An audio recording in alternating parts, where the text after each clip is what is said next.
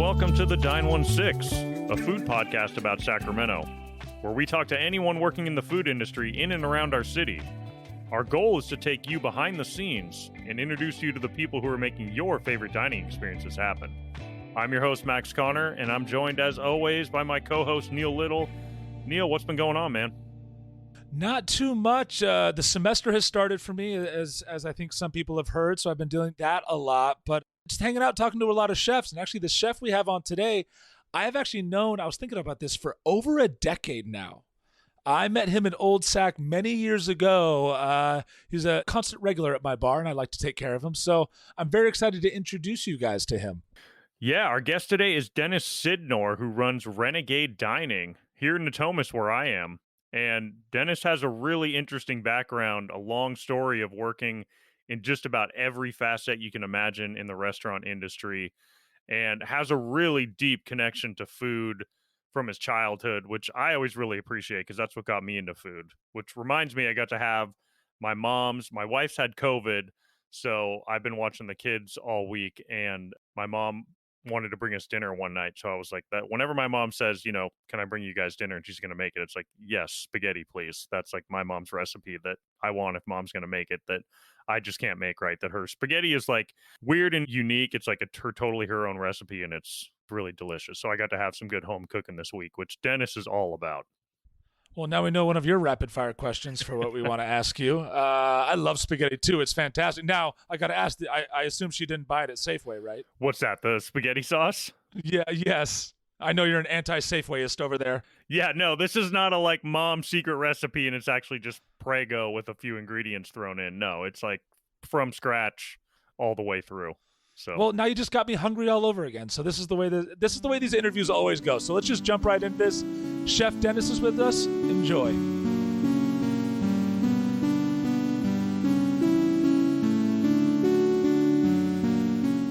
So we always love to ask first, what role food played in your childhood growing up? What was your connection to food as a kid?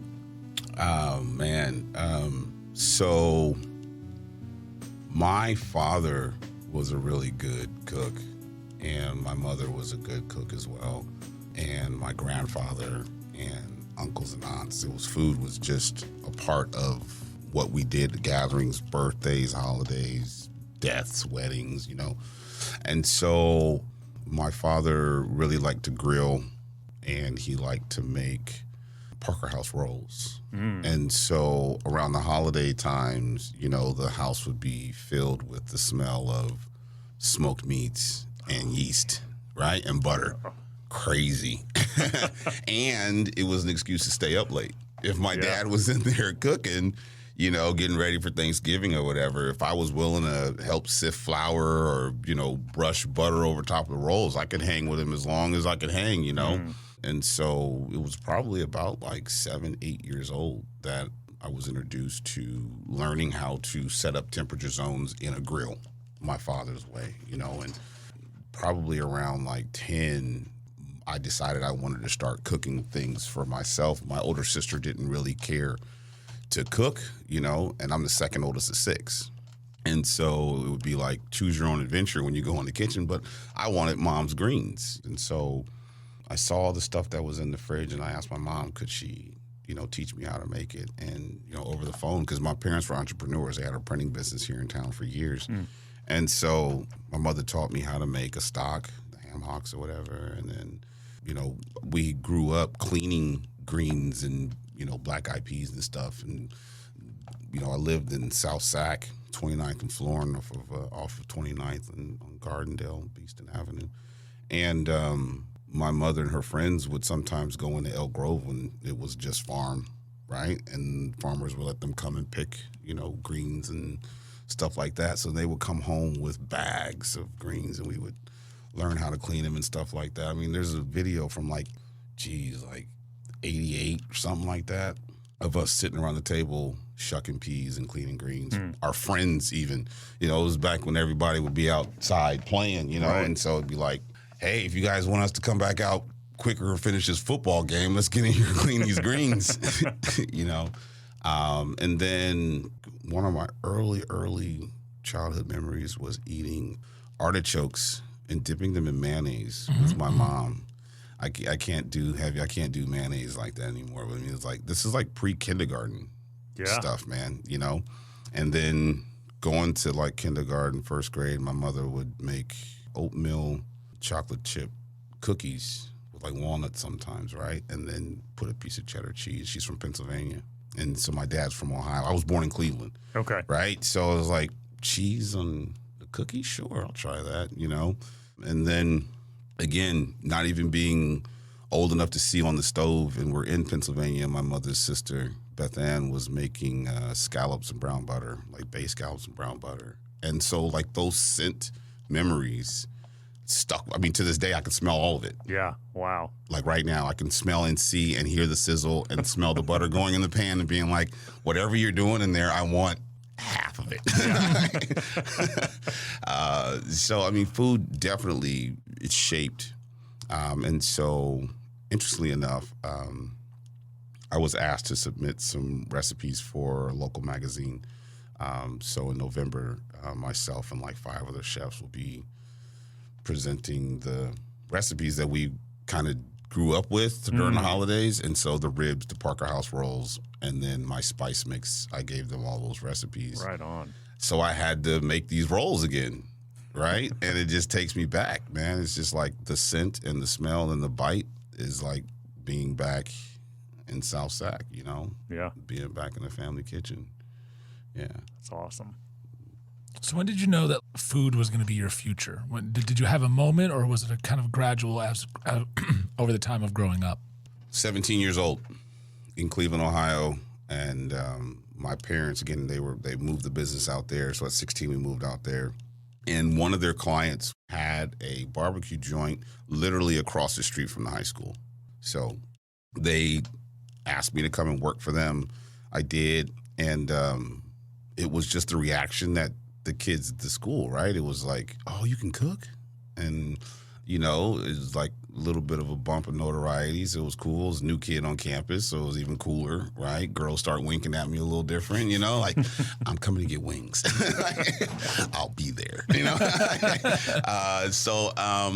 And then my brother worked there also. So he would work register. I would, you know, cook. Sometimes it would just be him and I there. And so a friend of mine was like, hey, man, you ever thought about like waiting tables or anything like that? And so I was like, nah, I don't know anything about it. And literally transitioned from the back of the house to the front of the house. And 10 years I spent in the front of the house, waiting tables, bartending, managing, serving, you know what I mean? Bussing tables, doing the whole thing. And it was then that I just fell in love with hospitality. Fast forward 2007, I decided I wanted to move back here to Sac, and I no longer wanted to be in the front of the house, but I wanted to stay in the industry. So came here, applied a bunch of places as a line cook, and they're like, dude, you have like a general manager's resume. Like, why the hell would I hire you to come clean lettuce? You're not going to do that for very long. So I went to culinary school just to prove that I was serious about, you know, being in the kitchen. So, I mean, going back, yeah, like, you know, I got bit in 96 and just stuck with it. Probably fell in love with the cooking side of it again, like in 06 before I moved here. Yeah. Still stuck and in love, you know, madly.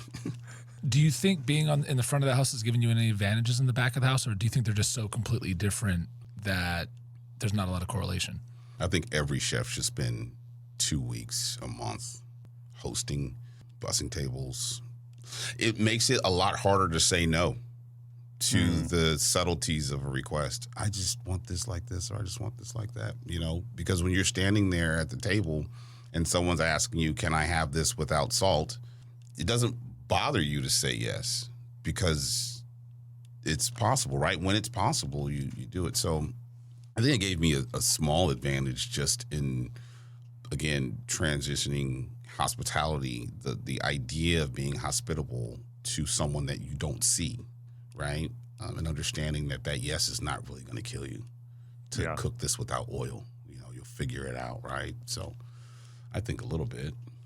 For sure. What did you fall in love with? What did you love about hospitality in general?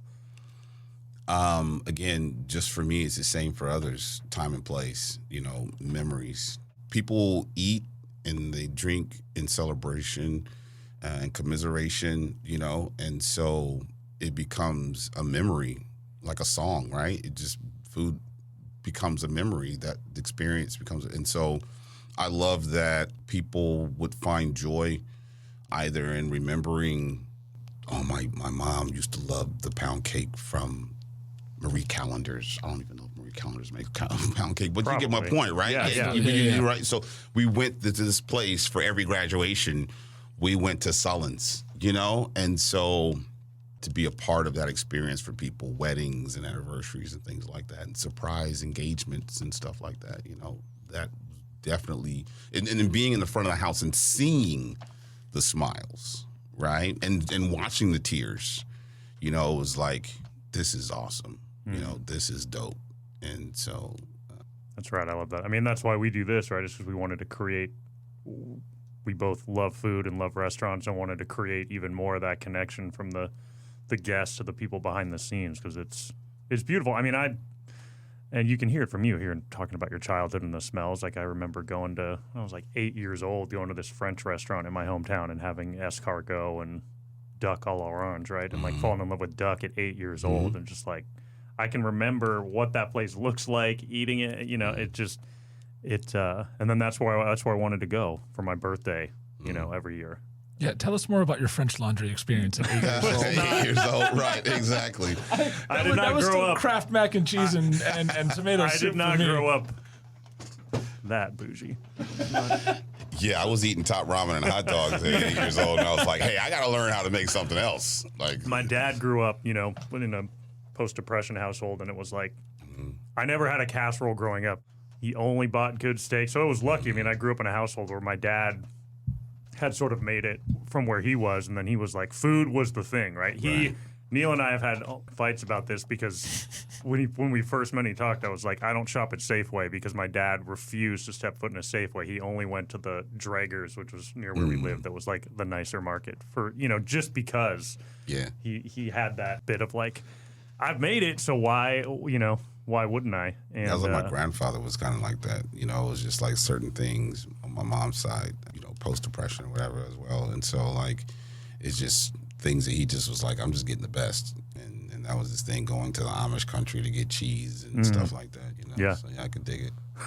I feel like food is kind of the glue to everyone and celebrations like you were talking about. Like all of us have memories and stories of our family where food is the center icon. And I think that's something that I appreciate, and I mean, all three of us appreciate, and just how influential it is in people's lives, and they just don't quite realize it. Like you said, everyone has a wedding. There's also a dinner and a cake.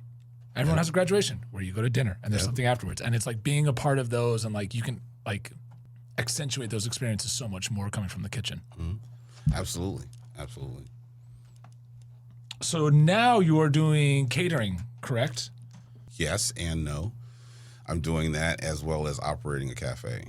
Okay. Oh, cool. Yeah. So I operate Cafe Federico inside the Federico Beauty Institute. It's open to the public as well, but we service primarily the students at the school.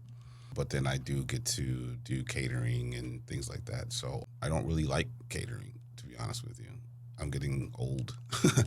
I like people to come and sit down and eat where I am, or drop it off. But I do like doing meaningful events, such as the one that's coming up on this Friday with Hart's Landing Ranch. They're a nonprofit, and they deal with folks with PTSD and victims of sex trafficking and all of that.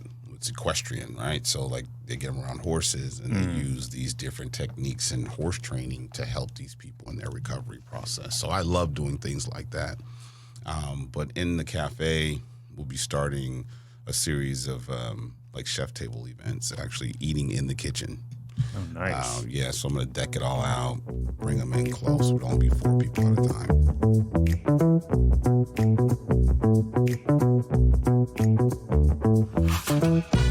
One of the things I love about Dennis is that he has worked in every facet of the restaurant. I really appreciate a chef who has been on the other side of the counter, like serving people and doing the things that I've always done. You know, I've never gone in the back, but him coming to the front.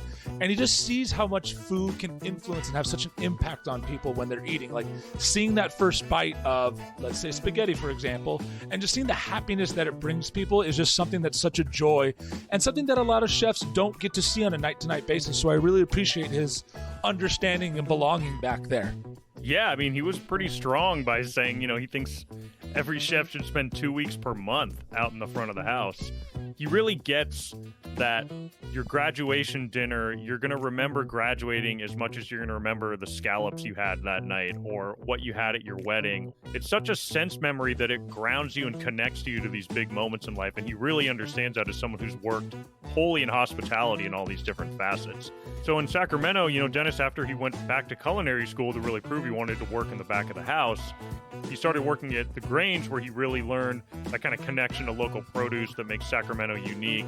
He worked at 1022 for 2.5 years. He worked at JB's Lounge a couple different times. He was over at Red Rabbit for a little bit, Rudy's Hideaway, and then he was also at the Golden One Center for a little while as well. So really has worked all over Sacramento in different spots. And I think there's a common misconception that when you work with food, it's all the same. But pop-ups, catering, large-level events like the Golden One Center and restaurants, they're all just very different. And the setup and breakdown and everything is just so different. So I wanted to ask Dennis, what was it like with each of those and how can you compare and contrast them?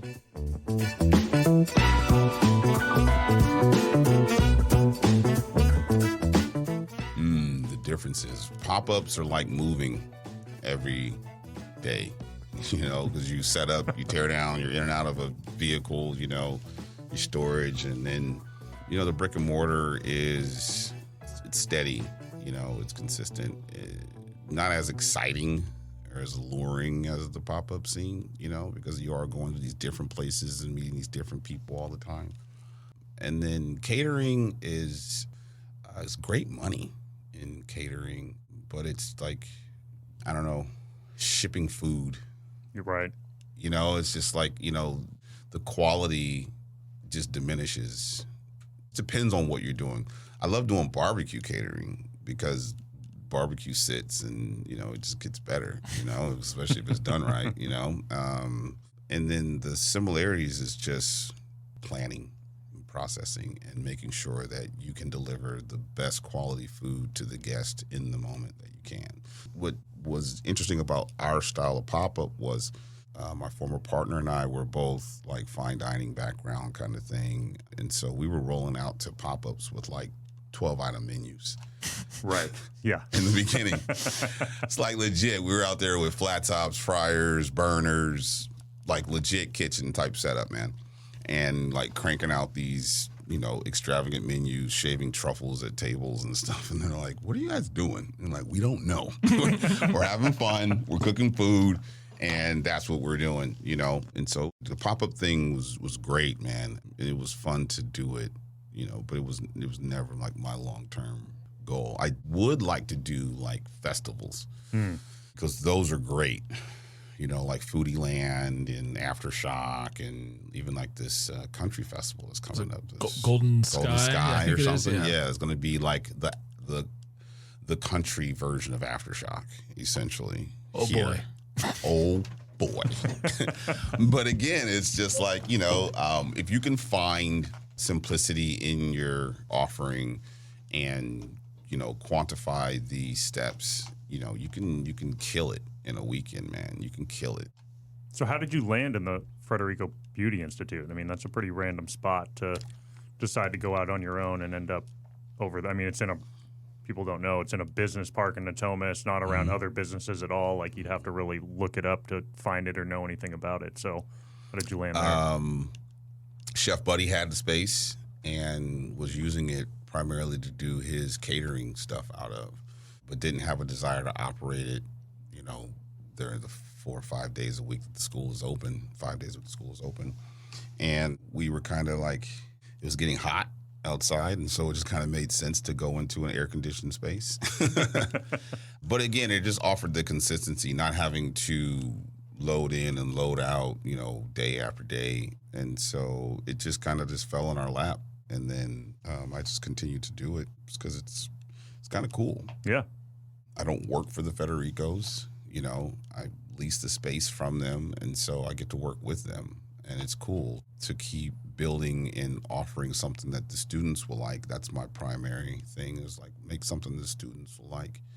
And then I get to have my creative chefy stuff when I start the private dinners. Yeah. It's fun. What do the students like? What are you making if I roll in there? Dude, for lunch, they which I love will, French fries and macaroni and cheese. There you go. So I just started dialing into the macaroni and cheese, right? Because French fries, they are what they are. Sure. But even some other stuff. There's another chef that has come on to offer assistance, Chef Ocean Lopez, and she introduced a japchae to the students, and they absolutely love it. It's a vegan version of the dish, and they love it. But they love salmon, like grilled salmon, smoked salmon over macaroni and cheese, buffalo chicken over macaroni and cheese. Like, dude, I mean, the simplicity, salads and turkey club sandwiches, that's like heavy rotation, and Red Bull. Red Bull. They love Red Bull. Yeah. Oh, man. Right now, what is your favorite cuisine to cook? My favorite, live fire. Live fire. Yeah, I love smoking things. I love incorporating wood. I got a bunch of Himley cider pear wood. I'd never worked with pear wood before until just like maybe about 8 months ago. Started working with pear wood consistently. But live fire cooking, man, it's absolutely what I love to do. So then, but having learned French and Italian and Mexican and stuff like that, it's just incorporating those techniques that I learned, but then doing it on the smoker. I think one of the things I really want to do, I want to do like duck confit, like smoked duck confit and make rillettes out of it. Right? Yeah. That works. Why not? Yeah. Why not? Right? Making fresh pastas and making rolls and stuff like that. So, I mean, it's kind of hard there's not a type of cuisine that I prefer one over the other, really. More the blend of. It's the blend of, right? What does it mean to you to be a chef back in Sacramento? What do you like about being a chef here in particular? The access to ingredients, the food scene here just growing, and the way that I think when everyone's together, it's just watching, chefs just drop. Everyone's a chef. Everyone's just throwing hands at events, and we're helping each other out. It's like it's all about the city, and so I love that this community just rallies around each other. There's always going to be haters, but I think within the core group of chefs that are really pushing a hard line in this city, like they really do rally around each other, and so it's great to see and feel the support. Bumping into Neil at Camden, like the conversations that we were having with the couple of chefs that were there were freaking amazing. The support and love that they were showing me, and showing each other and playing catch up. That's what I love about being a chef here in this city. Seriously. Yeah.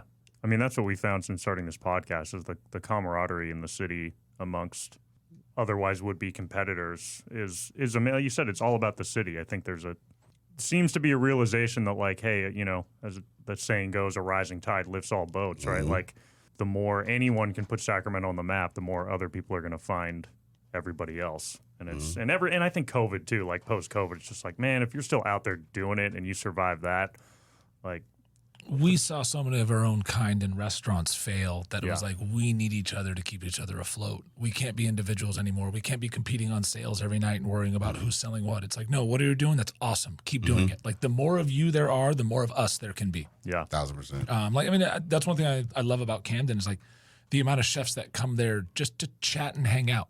Like, it's not about, I'm spending money here. It's like, no, let's go chat and hang out and have a good time and like relate. What are you doing? What am I doing? Putting together events like the West End dinner. Like, it's really cool to see the camaraderie coming out of this. Yeah. I agree. So you were part of the West End dinner at the Farm to Fork Festival. Tell us about how that event went and what it meant to you to be a part of it. That event was dope.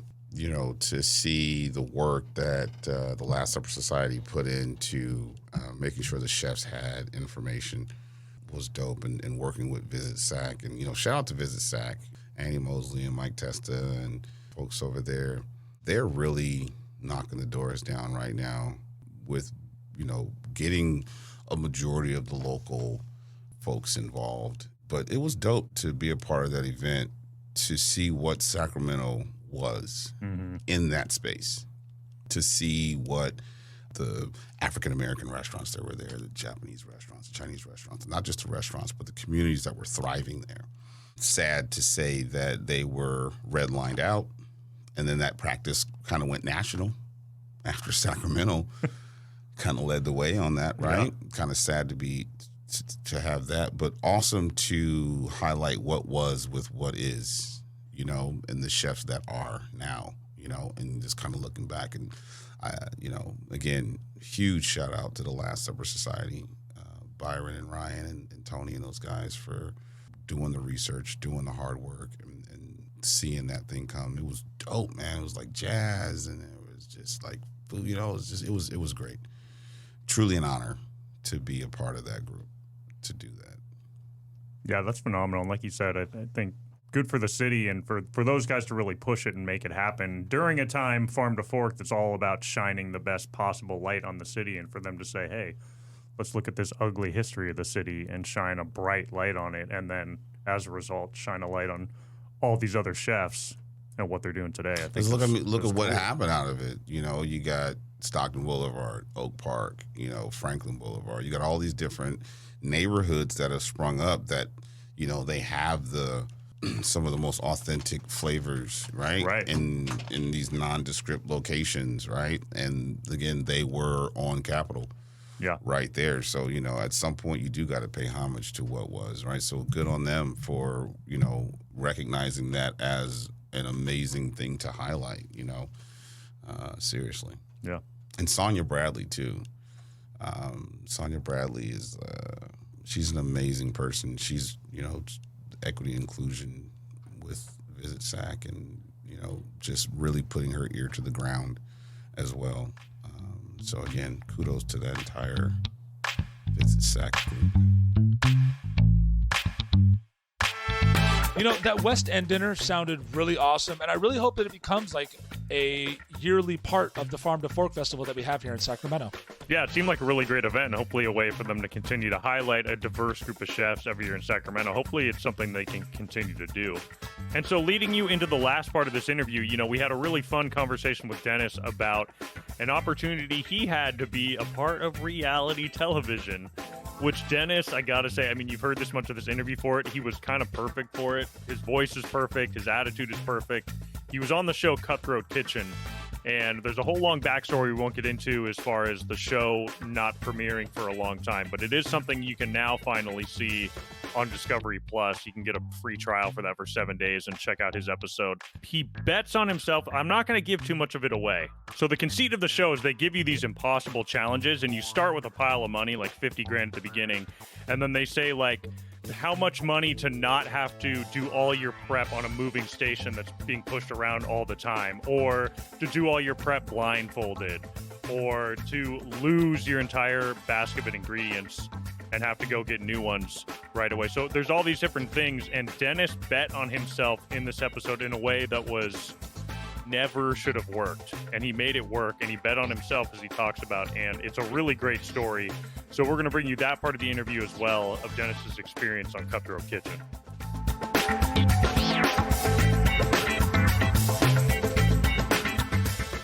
At the time I was working bars and barbecue joints in Cleveland, and then landed a gig at the Ritz-Carlton, and it's where I met this guy. So fast forward like 5 years later or whatever, and he sends me a message like, hey, a producer for Food Network reached out to me and asked if I knew other people. I see what you're doing out there at JB's. I think you'd be a good fit to be on the show. Send over your information. And I was like, nah. And so I'm sitting at the bar. It was a slow day, so I'm just sitting there. And the bartender that was there and a friend, and they were like, dude, if you don't send in your information? Like, why would you not? And I was like, why go on TV? I mean, like, who the hell am I? I was like, nah, I'm just doing this little small thing over here, right? And, with a little more prodding, I sent it in, and then I got a response, like, right back. Like, 20, 30 minutes later, email fired back, like, hey, Rob spoke really highly of you. Do you have time for a phone call? So, like, yeah, I was set up for the next day. It's supposed to be at, like, 11 a.m. So it's, like, 11:30, and I was like, do I reach out, or do I just play it cool? Like, I don't care anymore. Like, I still don't. Now I'm all excited. Right. You know what I mean? Like, I had never seen the show. And then the phone rang. And then she and I had like a 30, 40-minute conversation. And I mean, I was talking to her like I had known her for years. I'm using all the colorful kitchen language and just being Dennis, man, And at the time, I was a hothead, Then thank God I matured and slowed down a little bit. I mean, still got a little edge, but, I was a spit and vinegar chef, for a long time. And so I was using the language, and she was like, can we do a Skype tomorrow?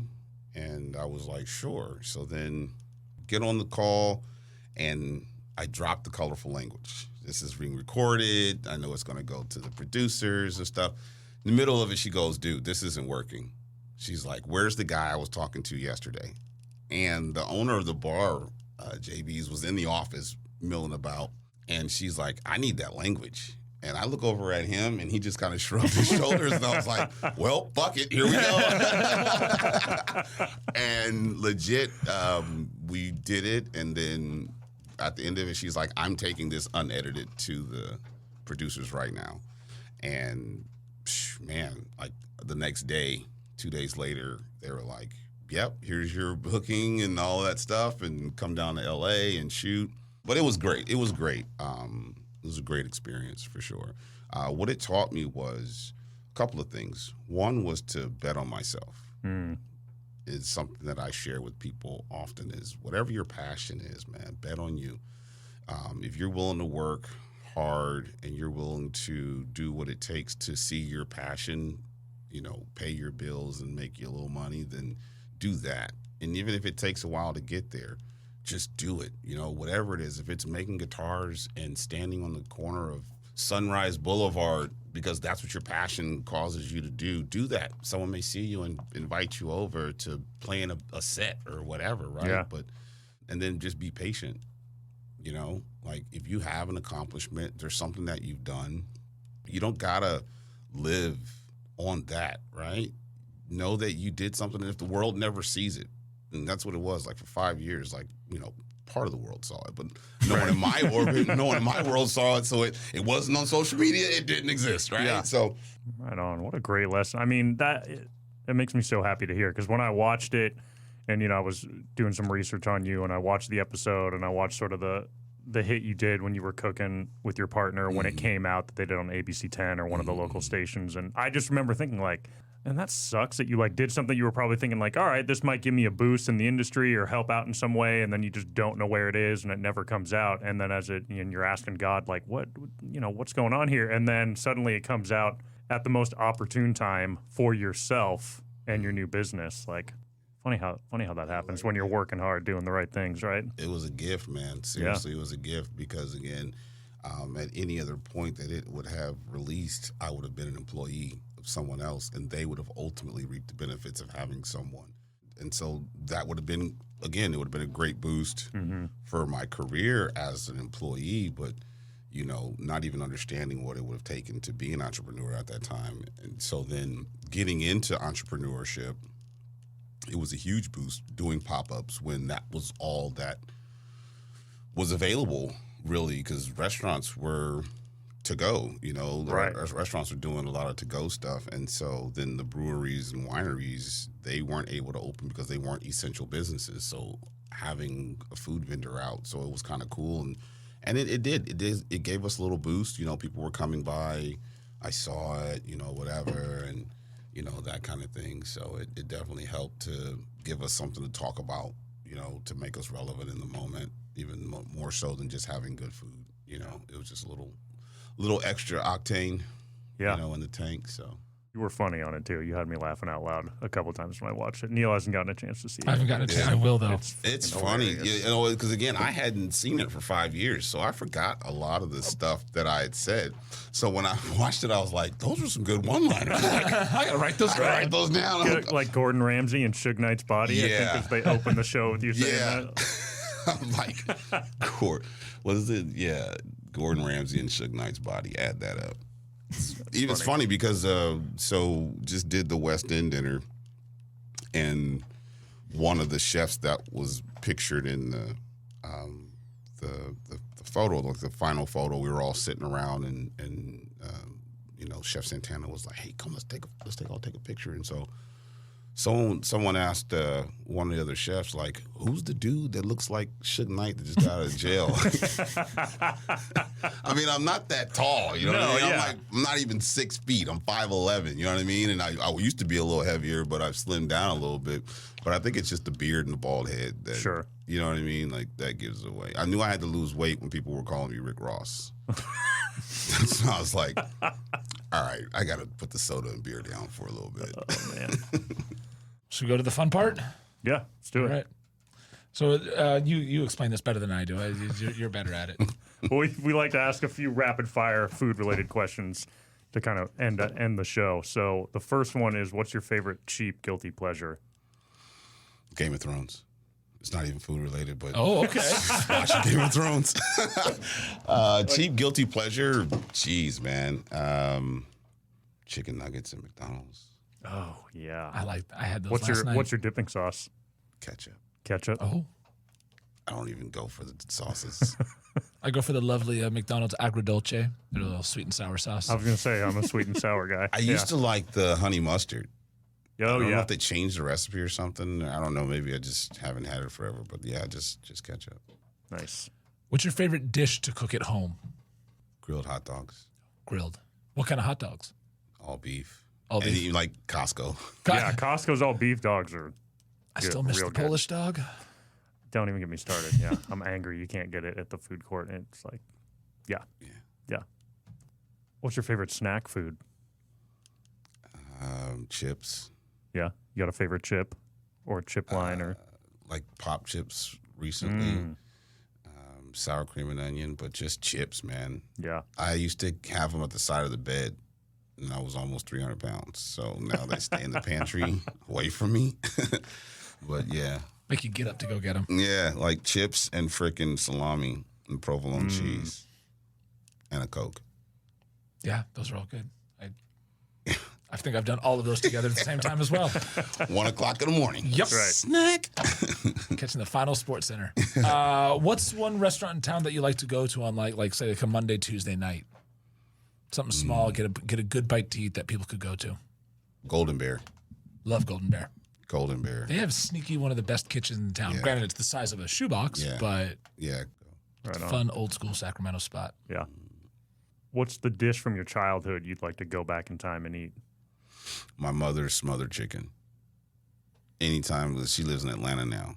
And so I'll be like, Mom, I'm coming to town. Can you please?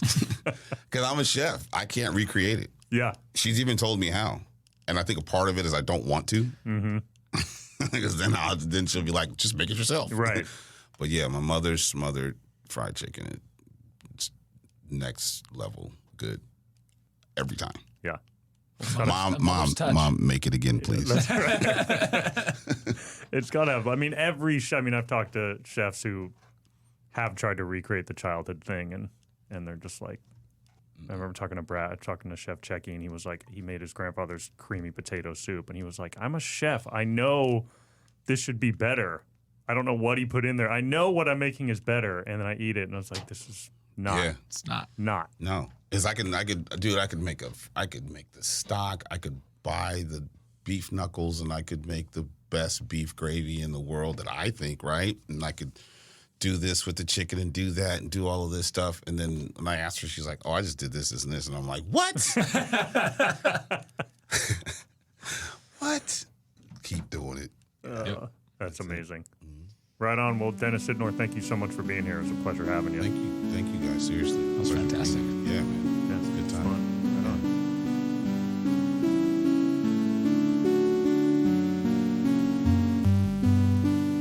Well, Neil, we're into about 25 interviews or so at this point, and it's funny all the recurring themes in here from just the simple fact that you can sit down and interview almost anyone and they're going to have an interesting story. That's certainly the case with Dennis, going from his connection to food as a kid to then working a lot in the front of the house to back of house to now, running a really small kitchen at a beauty institute and trying to put on private chef dinners, which I think can be really fun events for people who like this show, frankly, who like to get the behind the scenes. And that's exactly what he wants to give you in the kitchen, is give you a behind the scenes inside the kitchen. And, to the camaraderie that we have here in Sacramento, that COVID specifically has built this just very special community of people who really realize the more we work together and network together and push together, the better the restaurant scene is going to be for everyone. I think you brought up a good point there with the behind the scenes on the chef's dinner. And what I enjoy about our podcast is we're giving you the behind the scenes of the actual chef. It's actually been kind of funny for me. I've gotten to bring a couple of my friends on here, and each time they've come on, they've blown my mind with things I just never knew about them. And I love hearing these stories about how they got into cooking and their development and their process through everything. It's just fascinating to hear. Yeah, and I love hearing these really talented chefs share what their favorite guilty pleasures are. That always astounds me, like, the garbage we all eat, regardless of how much we know or love food. We still all eat some trash food. Oh, we are still getting out at 11 o'clock at night and have nothing else to eat but junk food and fast food. That's right. All right. Well, if you like this episode, please subscribe or like wherever you listen to podcasts. You can find us on every podcasting platform as well as YouTube. And also, if you like this episode, please, please, please share it with somebody else. The easiest way to do that is just send someone our website, dine16.com. The first episode is always right there at the top. Anyone who knows anything about podcasts or nothing about podcasts can just play it right there from their phone or computer. They don't even have to have the podcast app. You can follow us on Instagram to sort of see what we're up to, get updates on new episodes. That handle is at dine16. And you can email Neil or myself. That link is in the show notes. And if you want to see Dennis on Cutthroat Kitchen, I'll drop a link to Discovery Plus in there. I'll try to find a link specifically to the episode, but I strongly encourage you to watch it. Dennis is hilarious on the episode, and the final result will kind of blow you away. It's really fun, and it's certainly a feather in the cap for Dennis and for Sacramento, the way it all goes down. Also, for updates and information on those chef's dinners that Dennis is hoping to put together, make sure you follow Renegade Dining on Instagram. We'll have that link in the show notes as well. Our opening and closing theme music are by my brother-in-law, Mark Owens. The Dine16 is a production of the Hear Me Now studio here in Sacramento. We'll be back in a couple weeks with a special guest, the longtime sous chef of Sacramento's first Michelin-starred restaurant, The Kitchen, coming on in 2 weeks. You'll get to hear that episode, so keep an eye out in your podcast feed for that episode. And until then, as always, eat something you love with someone you love.